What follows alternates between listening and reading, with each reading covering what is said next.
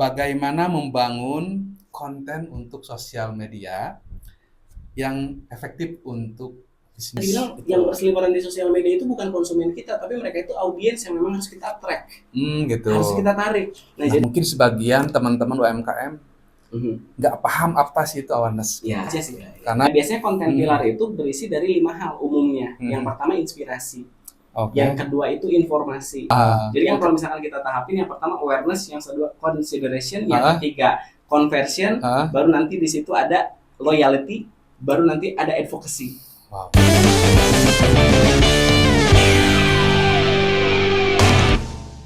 Assalamualaikum warahmatullahi wabarakatuh. Ya, jumpa lagi di Digitalk episode ketiga ya.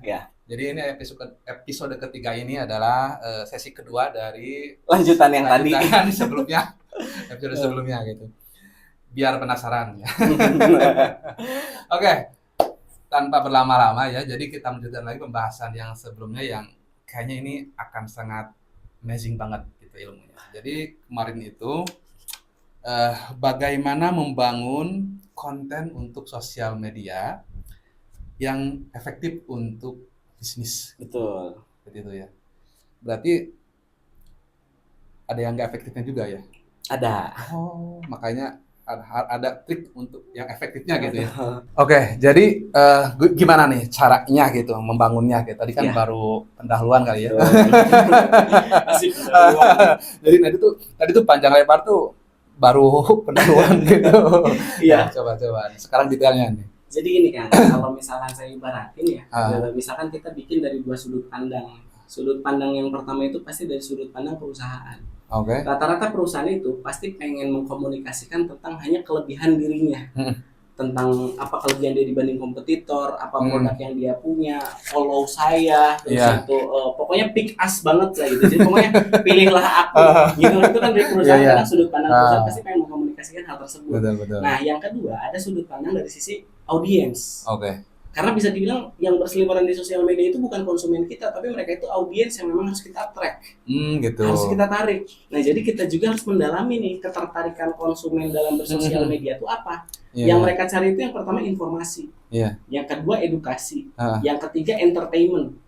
Ya, jadi abis bete pulang kerja gitu kan, dia tuh buka sosial media tuh bukan untuk ngelihat bahwa pilihlah aku gitu. Jadi mereka tuh mungkin mencari hiburan dan lain sebagainya. Terus bisa jadi review-review dari orang, atau bahkan solusi dari masalah-masalah yang mungkin dia hadapin. Nah, kesadaran akan kedua sudut pandang tersebut mungkin menciptakan irisan. Nah, irisan itulah yang bisa jadi bahan untuk membangun sosial media yang efektif. Wow, oke. Berarti ya sih, mungkin kalau yang kita nggak tahu mah ya ilmunya gitu, pasti kayak ada sih saya ke teman gitu. Teman di Facebook tuh tiap hari uploadnya tuh kayak jualan terus. Kontennya yang itu terus.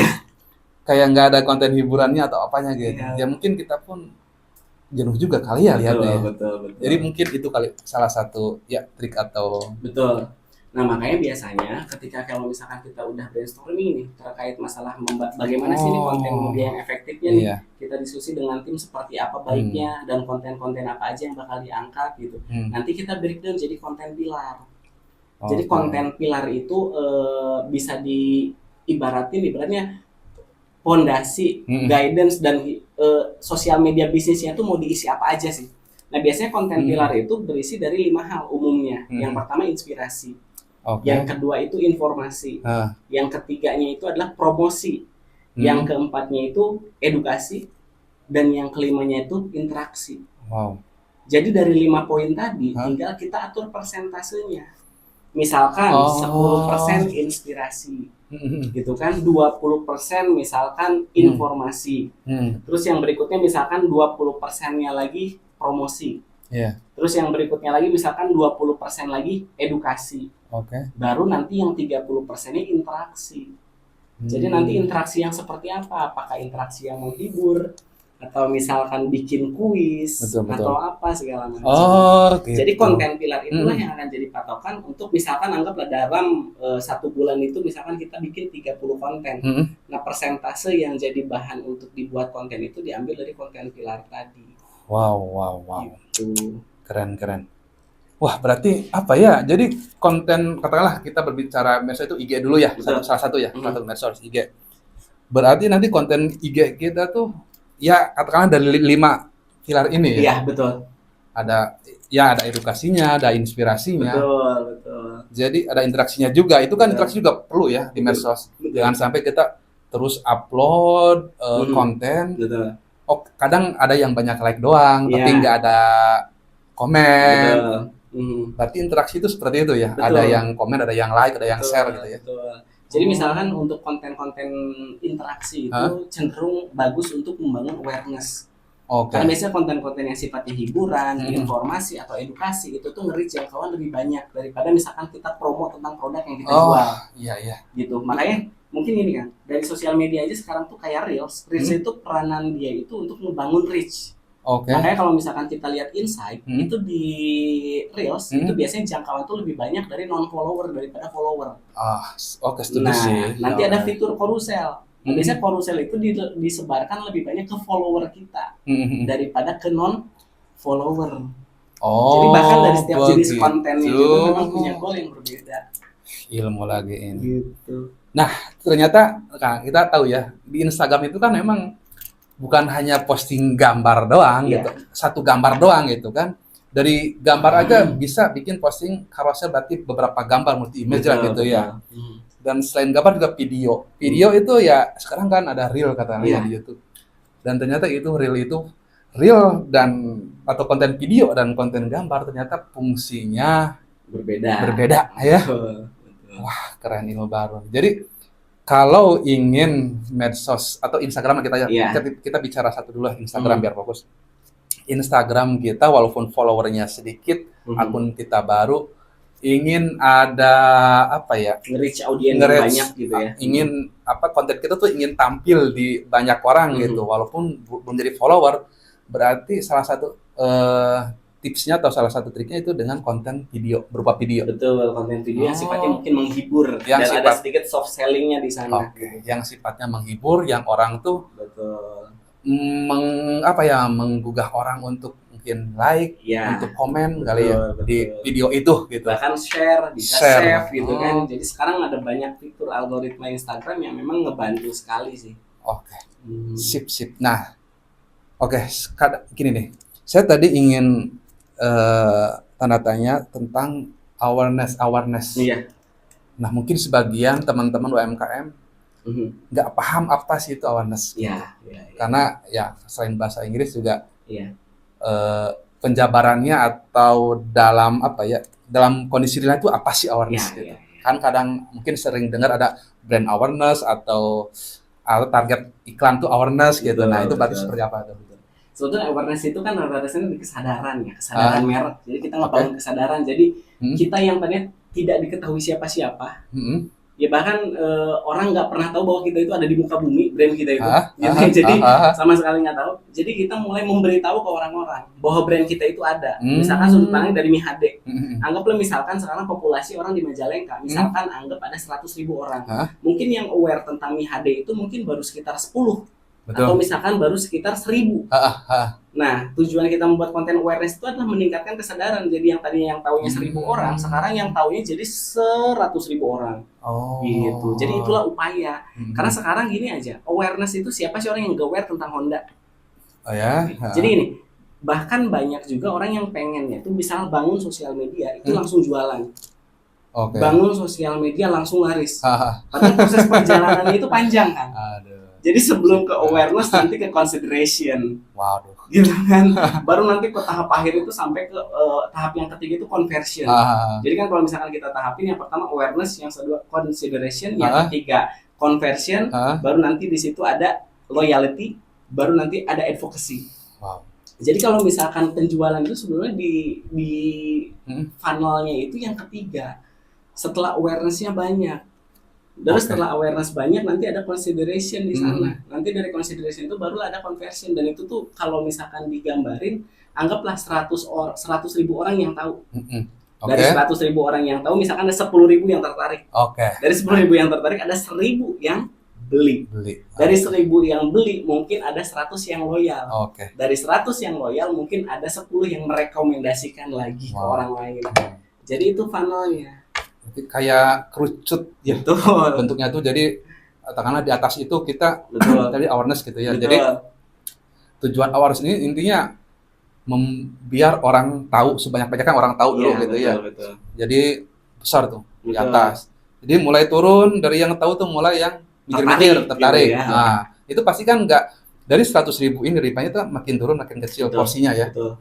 Jadi orang tertarik, yaitu dari katakanlah 100.000 ternyata katakanlah setengahnya deh 50 orang yang tertarik gitu kan, mulai mengecil lah. Setelah tertarik, turun lagi konversi. Nah, konversi dari 50.000 itu mungkin bisa aja cuma 5.000 atau ya 8.000 atau 10.000. Jadi semakin mengerucut. Iya. Sampai nanti pada orang yang loyal pasti makin sedikit. Dan ada yang merekomendasikan. Iya. Jadi sebetulnya kalau misalkan kita bicara digital marketing secara utuh, itu bukan hanya sebatas untuk dapetin closingan. Tapi gimana caranya si closingan itu puas dengan produk kita dan merekomendasikan. Nah, kalau itu sudah terjadi, budget marketing makin hemat. Karena kita udah nggak usah harus ibaratnya campaign dari budget kita lagi, tapi konsumen-konsumen kita yang merekomendasikan produk kita dari mulut ke mulut. Tuh. Gitu. Jadi berarti emang di awal mah harus katakanlah berdarah-darah ya. Betul. Gitu. Entah itu untuk budget iklan atau konten gitu kan. Makanya selain kita ngebangun awareness, sebetulnya kita juga harus mengkolek yang namanya database konsumen. Jadi kan mungkin nanti itu CRM. Waduh. Beda lagi tahapannya itu. Udah harus satu materi lagi nanti. Gitu. Aduh. Udah nih. Nah, pokoknya tadi inti dari membangun sosial media efektif itu ternyata ya ada pilarnya lah. Tadi pilarnya tadi udah disebutkan, ternyata harus ada inspirasi, ada informasinya, ada ya promosi jualannya juga harus ada pastinya, terus ada edukasi dan ada ya interaksi yang entertainment atau apapun itu ya, yang membuat orang berinteraksi. Iya. Ini pembahasan ini juga lumayan panjang sebenarnya. Tadi biar secara CRM CRM itu masih banyak. Ternyata ya digital marketing segitu kompleksnya ya. Betul. Jadi kayaknya kalau kita cuma tahunya cuma Instagram, TikTok, upload video kayaknya nggak sesimpel itu juga. Kalau memang ingin lebih baik gitu. Bahkan ini Instagram sendiri, kita misalkan bahas Instagram. Instagram itu bukan hanya bikin konten lalu upload. Ada di situ fitur insight yang sebetulnya harus kita baca datanya. Karena kan nanti kita tuh bakal lihat nih dari misalkan 1 bulan kita bikin konten. Konten mana sih yang diminati audiens kita? Nah, itu yang nanti bakal kita perbanyak. Gitu. Makanya gini, banyak sekali orang yang mulai digital marketing tapi malah salah jalan kan. Goals mereka itu langsung ke follower. Padahal saya bilang follower itu nggak penting. Saya pernah bikin satu materi menyederhanakan tentang digital marketing. Sekarang gini, kalau misalkan kita Instagram itu anggaplah misalkan kita analogikan dengan toko fisik. Betul.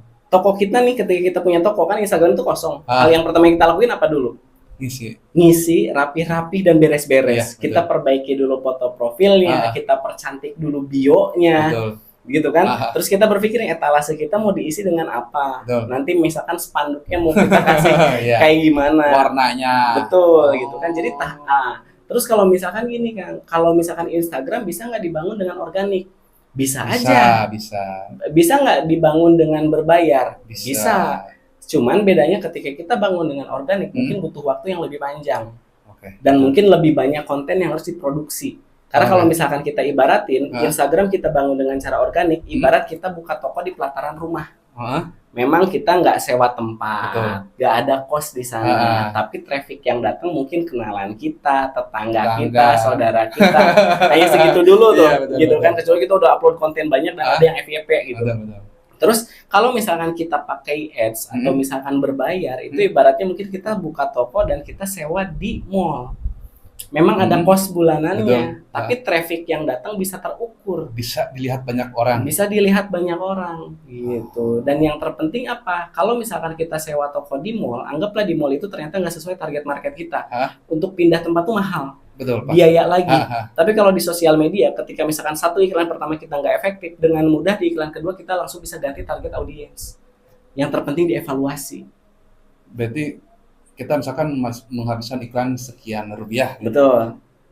Atau untuk sekian hari gitu. Betul. Ternyata hasilnya kok nggak ada penjualan zong nih gitu. Betul. Interaksi sedikit, penjualan juga nggak ada. Berarti itu efektifnya di online itu ya udah bisa cut gitu. Bisa kita nggak usah bayar setahun untuk sewa ruko. Iya, betul. Padahal bulan pertama, aduh nggak ada yang beli nih. Iya, betul. Mau udahan kita udah bayar setahun gitu. Iya, betul. Kalau di online mah ya udah bisa Ya hitungan udah, hari ya. Hitungan bahkan seketika itu bisa langsung kita stop. Bahkan nanti kita langsung analisa lagi dari yang kemarin, misalkan apa yang kurang, misalkan apakah dari target marketnya kurang spesifik kah, dari sisi usia, jenis kelamin, segala macam ini tidak cocok, itu nanti yang bisa kita sesuaikan. Gitu.